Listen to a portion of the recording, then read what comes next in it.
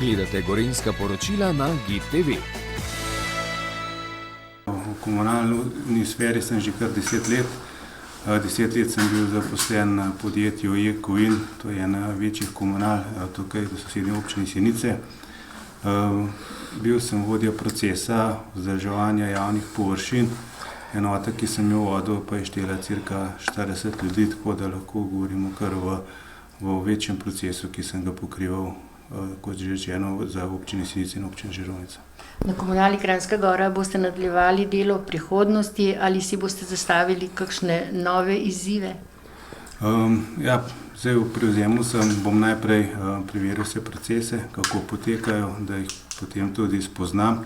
Res, da sem bil zaposlen, kot sem že povedal, da prihajam iz komunalne sfere, kjer sem te storitve poznal, ene bolj, druge malo manj.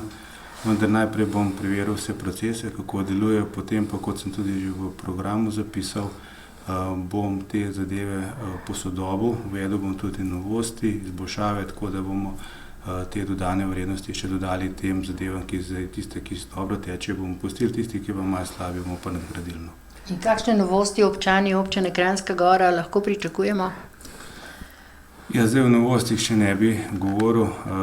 Nekatere sem že omenil tudi na sami seji, kjer sem povedal v kratkem uvodu.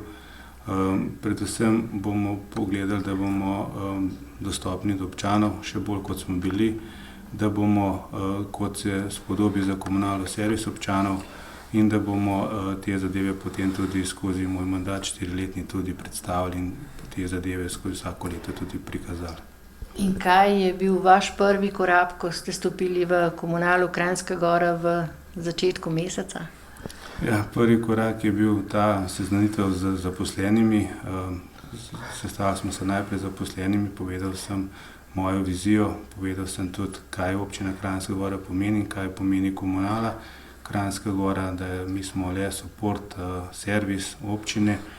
Mi se moramo zavedati, da je občina Kranjska Gora izrazito turistična občina, da smo v letu 2016 prejeli 2 prestižne nagrade na področju turizma. Kranjska Gora je dosegla prvo mesto, prvič v zgodovini samostojne občine. Mojstrana se tudi prebuja, razvija, smo prejeli 3. mesto v ocenjevanju. Tako da tukaj se kažejo zelo veliki premiki, predvsem v turizmu mi tudi živimo. S tem pa je povezana seveda v prvi vrsti tudi naša služba, ki je support vsem tem dejavnostim, tako na urejanju zelenic, kot na čistoči, kot na urejanju ostalih površin iz občine. Tako da to so te zadeve, na katere bomo mi zelo pozorni in na katere bomo tudi v bodoče še bolj pazili, da se bomo potrudili, da te nagrade, ki smo jih prijeli, da jih bomo lahko še kdaj ponovili.